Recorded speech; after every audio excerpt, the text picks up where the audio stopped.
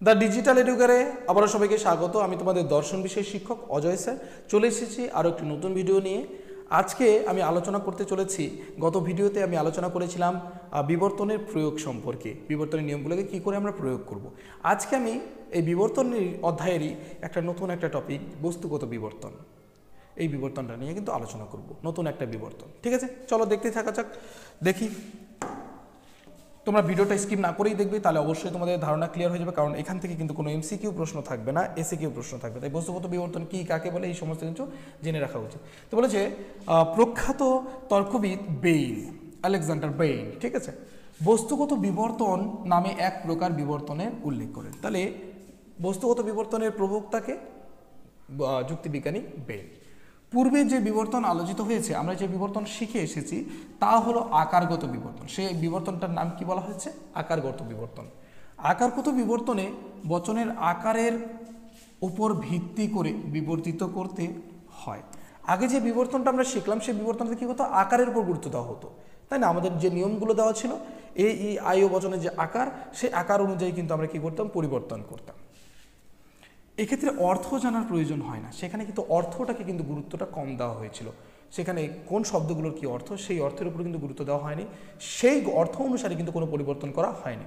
কিন্তু বেইন যে বস্তুগত বিবর্তনের উল্লেখ করেন, তার ভিত্তি হলো অভিজ্ঞতা বা বাস্তব জ্ঞান।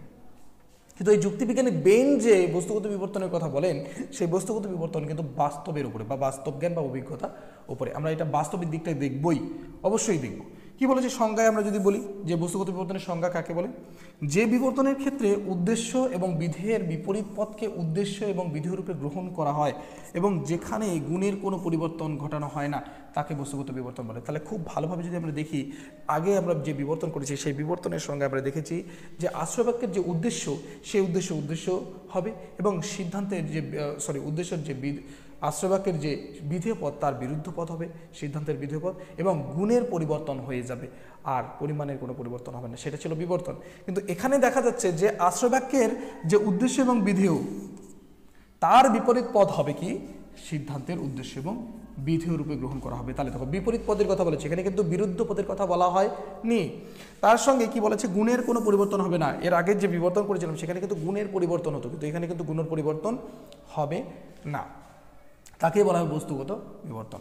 তাহলে দেখো, তাহলে সংজ্ঞাটা, আরেকটা সংজ্ঞা রয়েছে, যে বিবর্তন প্রক্রিয়ায় প্রদত্ত বচনের আকারগত বিবর্তন না করে, এখানে আকারগত বিবর্তন করব না, এর আগেরটাতে আকারগত বিবর্তন, তার অর্থের উপর বিশেষভাবে নির্ভর করা হয়, এখানে অর্থটাকে গুরুত্ব দেওয়া হয়, এবং বাস্তব অভিজ্ঞতার সাহায্যে প্রদত্ত বচনটিকে বিবর্তিত করা হয়, তাকে বস্তুগত বিবর্তন বলে। একদম খুব সহজভাবে বলে দেওয়া হয়েছে, যেখানে অর্থের উপরে গুরুত্ব দেওয়া হবে, অর্থ অনুযায়ী কিন্তু কী করা হবে? বিবর্তন করা হবে। চলো দেখে নেওয়া যাক। দেখো, নিয়মগুলো কি হতে পারে, সেই অনুসারে কিছু নিয়ম বানানো হয়েছে। যে এখানে যে বিবর্তনীয়ের উদ্দেশ্যের বিপরীত পদ বিবর্তিতের উদ্দেশ্য, তাহলে এখানে যে আশ্রয়বাক্য, তার আশ্রয়বাক্যের যে উদ্দেশ্য পদ, তার বিপরীত পদ হবে কি? সিদ্ধান্তের উদ্দেশ্য পদ। একদম বিপরীত পদটা হবে। আশ্রয়বাক্য ও সিদ্ধান্তের গুণ কি থাকবে? একই থাকবে। আর আশ্রয়বাক্যের বিধেয়ের বিপরীত পদ, সিদ্ধান্তের কী হবে? বিধেয় পদ হবে। একদম সহজ। সেই হিসাবে যদি আমরা প্রয়োগ করি, তাহলে দেখো, উদাহরণ সুন্দর করে দেওয়া আছে। যুদ্ধ হয় অমঙ্গলজনক। তাহলে এখানে প্রত্যেকটা শব্দ যে রয়েছে, প্রত্যেকটা শব্দের যে আমরা বিপরীত পদ জানবো, সেই বিপরীত পদ অনুযায়ী কিন্তু যুদ্ধের বিপরীত পদ কি? শান্তি। যুদ্ধের বিপরীত পদ কি? শান্তি। গুণ কি হবে না? গুণ পরিবর্তন হবে না। তাহলে হয় থাকলে কি হবে? হয় হবে। তাহলে শান্তি হয় অমঙ্গলজনক রয়েছে, অমঙ্গলজনকের বিপরীত পদ কি? মঙ্গলজনক। এটা কি করা হচ্ছে? বাস্তব জ্ঞান থেকে আমরা কি করছি? এই বিবর্তনটা করছি। এখানে আমরা উদ্দেশ্য এবং বিধেয় পদের কিন্তু বিরুদ্ধ পদ না, আমরা বিপরীত পদকে ব্যবহার করছি। কোন পদকে ব্যবহার করছি? বিপরীত পদকে ব্যবহার করছি। তাহলে এইটাই কিন্তু আমাদের বস্তুগত বিবর্তন। দেখো, বাস্তবিক দিক থেকে দেখা হচ্ছে, যুদ্ধের বিপরীত পদ শান্তি, অমঙ্গলজনকের বিপরীত মঙ্গলজনক হয়ে গেল। তারপরে দেখো, শীত হয় কষ্টদায়ক। তাহলে শীতের বিপরীত কি? গরম। হয়টা হয়ই থাকবে, কারণ আমাদের গুণ পরিবর্তন হবে না। কষ্টদায়ক বিধেয় পদের বিপরীত পদ কষ্টদায়ক কি হবে? কষ্ট। কষ্ট বিপরীত আরাম। আরামদায়ক কি হবে? আরামদায়ক। পারবো তাহলে করতে? একদম এইভাবে কিন্তু বস্তুগত বিবর্তন কিন্তু শেষ। তাহলে এই তিনটা যে নিয়ম, এই তিনটা নিয়মকে সুন্দরভাবে মাথায় রাখলেই আমাদের কিন্তু হয়ে যাবে। কিন্তু পরীক্ষায় তোমাদের কিন্তু বস্তুগত বিবর্তন আসবে না, তোমাদের কিন্তু বিবর্তনই আসবে। যে প্রশ্নগুলো এর আগে ভিডিওতে দেখেছি সেই প্রশ্নগুলোই কিন্তু তোমাদের আসতে চলেছে। ঠিক আছে, তাহলে এই গেল বস্তুগত বিবর্তন। এবারে তোমাদের যদি কোনো অসুবিধা থাকে তাহলে অবশ্যই জানাবে। বস্তুগত বিবর্তনের একটা দৃষ্টান্ত দাও, এটা প্রশ্ন আসতে পারে। বস্তুগত বিবর্তন কাকে বলে সেটা কিন্তু তোমাদের পরীক্ষায় আসতে পারে। আর গুরুত্বপূর্ণ একটা প্রশ্ন, যে প্রশ্নটা আসতে চলেছে তোমাদের জন্য, যে প্রশ্নটা তোমাদের আসতে পারে সেটা হলো কি, যে বস্তুগত বিবর্তন কি প্রকৃত বিবর্তন বলা চলে?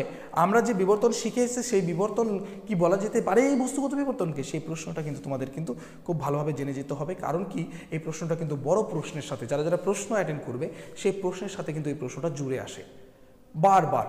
ঠিক আছে, তোমাদের আসতে পারে বস্তুগত বিবর্তন কাকে বলে, বিবর্তনের নিয়মগুলি লেখো, তার সাথে জুড়ে থাকতে পারে বস্তুগত বিবর্তন কি প্রকৃত বিবর্তন বলা যেতে পারে, বা বস্তুগত বিবর্তন কাকে বলে, এইভাবে কিন্তু আসে। তাই ভালো করে জানতেই হবে তোমাদেরকে। দেখো কি বলেছে, আমরা কি বলতে পারবো বস্তুগত বিবর্তনের প্রকৃত বিবর্তন বলতে পারবো কি? বিবর্তনের প্রথম নিয়ম অনুযায়ী আশ্রয়বাক্য ও সিদ্ধান্তের উদ্দেশ্যপদ অভিন্ন হয়, তাই না? আমরা যে বিবর্তন শিখে এসেছি সেই বিবর্তনের নিয়ম অনুযায়ী আশ্রয়বাক্য সিদ্ধান্তের যে উদ্দেশ্যপদ সেটা কী হবে? একই হবে, তাই না? আমরা দেখেছি, আমরা প্রয়োগ করেও দেখেছি এর আগের ভিডিওতে। কিন্তু এখানে আশ্রয়বাক্যের উদ্দেশ্যপদের বিপরীত পদ সিদ্ধান্তের উদ্দেশ্য হচ্ছে কি, এখানে কিন্তু কি হচ্ছে যে আশ্রয়বাক্যের যে উদ্দেশ্যপদ তার বিপরীত পদটার সিদ্ধান্তের উদ্দেশ্য হচ্ছে। ফলে বিবর্তনের প্রথম নিয়মকে কী করা হয়েছে? এখানে লঙ্ঘন করা হয়েছে। প্রথম নিয়মটাও এখানে কিন্তু মানা হয়নি। কারণ আমরা দেখেছি আগের ভিডিওতে যে বিবর্তনের যে উদ্দেশ্য, বিবর্তন করতে গিয়ে দেখেছি আমরা যে আশ্রয়বাক্যের যেটা উদ্দেশ্যপদ সেই উদ্দেশ্যপদই হবে সিদ্ধান্তে, কোনো রকম বিপরীত পদ, কোনো বিরুদ্ধ পদ ব্যবহার করা হয় না। সেই নিয়মটা এখানে লঙ্ঘন করা হয়েছে। 2 নম্বর, বিবর্তনের দ্বিতীয় নিয়ম অনুযায়ী আশ্রয়বাক্যের বিধেয়ের বিরুদ্ধ পদ, এখানে কোন পদ ব্যবহার করা হতো? বিধেয় পদের বিরুদ্ধ পদ সিদ্ধান্তের বিধেয় হয়। কিন্তু এখানে প্রথম দুটি উদাহরণে আশ্রয়বাক্যের বিধেয়ের বিপরীত পদটি সিদ্ধান্তের বিধেয় হয়েছে। এখানে কিন্তু বিধেয় পদের কিন্তু বিরুদ্ধ পদ ব্যবহার করা হয়নি, এখানে বিপরীত পদকে ব্যবহার করা হয়েছে। ফলে দ্বিতীয় নিয়মটিও কিন্তু এখানে লঙ্ঘন করা হয়েছে, যদিও এটা দরকার নেই আমাদের। পরবর্তী যদি দেখা যায় পরেরটা, বৈধ বিবর্তনে, একটা বৈধ বিবর্তনে কিন্তু কি হয়? আশ্রয়বাক্য ও সিদ্ধান্তের কি হয়? গুণটা ভিন্ন হয়। আমরা দেখেছি বিবর্তনের ক্ষেত্রে কি হয়? গুণটা ভিন্ন হবে। এটা যদি হয় ওটা নয় হয়, ওটা যদি নয় হয় এটা হয়। কিন্তু এখানে কি হয়েছে বলো তো? এখানে তা কিন্তু পালন করা হয়নি। এখানে কিন্তু কি গুণটা পরিবর্তন করা হয়নি। এখানে হয় থাকলে হয় হয়েছে, নয় থাকলে নয় হয়েছে। তা বলছে তাছাড়া বাস্তব জ্ঞান বা বাস্তব অভিজ্ঞতা না থাকলে বস্তুগত বিবর্তন করা সম্ভব হয় না। এছাড়াও যদি আমাদের বাস্তব অভিজ্ঞতা না থাকে, বাস্তব জ্ঞান যদি না থাকে, তাহলে কিন্তু এই বস্তুগত বিবর্তন আমরা করতে পারবো না। কিন্তু অবরোহ যুক্তির প্রধান লক্ষ্য হলো কি? আকারগত সত্যতা অর্জন করা। আমরা যে অবরোহ যুক্তি জানি, সেই অবরোহ যুক্তি কিন্তু কোন দিকটাকে গুরুত্ব দেয়? আমরা জানি আকারগত দিকটাকে গুরুত্ব দেয়, তাই না? বস্তুগত সত্যতা কিন্তু নয়, বস্তুগত সত্যতাকে কিন্তু অবরোহ যুক্তি গুরুত্ব দেয় না, সে শুধু আকারটাকেই কিন্তু দেখে। কাজেই এইরূপ বিবর্তন অবরোহ যুক্তি বিজ্ঞানের অন্তর্ভুক্ত হতে পারে না। এই যে বাস্তবের দিক দেখেছে, কিন্তু অবরোহ যুক্তি বিজ্ঞান কিন্তু কখনোই বাস্তবের দিকটা দেখে না, তার গুরুত্ব হচ্ছে আকারগত দিকটা। এটা আমরা যুক্তি অধ্যায় থেকে শিখে এসেছি, তাই না? তো এই সকল কারণেই বস্তুগত বিবর্তনকে প্রকৃত বিবর্তন কিন্তু বলে গণ্য করা যায় না। এই কারণগুলোর জন্য কিন্তু বস্তুগত বিবর্তনকে আমরা কিন্তু প্রকৃত বিবর্তন বলতে পারি না। তাহলে এই ছিল কারণ, তোমরা সুন্দর করে এটাকে লিখে নিতে পারো। এটাই তোমরা কারণ হিসেবে কিন্তু 2 নম্বরের জন্য দিয়ে দিতে পারো। 4টা কারণ রয়েছে। তাহলে আমরা প্রথম কারণ জানলাম যে এখানে যে উদ্দেশ্যপদ ব্যবহার করা হয় সেই উদ্দেশ্যপদ কিন্তু অভিন্ন হয়, উদ্দেশ্যের জায়গায় বসে, বিধেয় পদের বিরুদ্ধ পদ বসে, এখানে বিপরীত পদ বসানো হয়েছে। তারপরে এখানে কি গুণ ভিন্ন হবে, কিন্তু এখানে গুণ ভিন্ন হচ্ছে না, গুণ একই থাকছে। এখানে কি হওয়া হচ্ছে? বাস্তবিক দিকটা দেখা হচ্ছে, কিন্তু ওখানে তো অবরোহ যুক্তিতে কি হয়? বাস্তব দিক দেখা হয় না। কোন দিকটা দেখা হয়? আমাদের কিন্তু একদম আকারগত দিকটাকে শুধু দেখা হয়। তাহলে আজকের ভিডিও এ পর্যন্তই। আজকে আমি এ পর্যন্ত আলোচনা করলাম। এরপর দিন তোমাদের লাস্ট একটা টপিক রয়েছে। যদি কোনো টপিক মাঝখানে বাদ গিয়েও থাকে, যেমন আমার মনে হয় আমি একটা টপিক বাদ দিয়েছি যে ও বচনে আবর্তন সম্ভব নয় কেন, এই যে বিষয় কিন্তু আলোচনা করা উচিত। আমি এই বিষয়টাও কিন্তু শেষে আলোচনা করে দেবো প্র্যাকটিসের পরে। ঠিক আছে, চলো দেখা হচ্ছে নতুন আর একটা ভিডিওতে। যারা দূর দূরান্ত থেকে দেখছো অবশ্যই আমাদের ভিডিওগুলোকে শেয়ার করো, আমাদের ভিডিওগুলোকে বন্ধুদেরকে দেখতে সহযোগিতা করো এবং সঙ্গে থাকো দ্য ডিজিটাল এডুকারে। Thank you so much. দেখা হচ্ছে নতুন আরেকটি ভিডিওতে।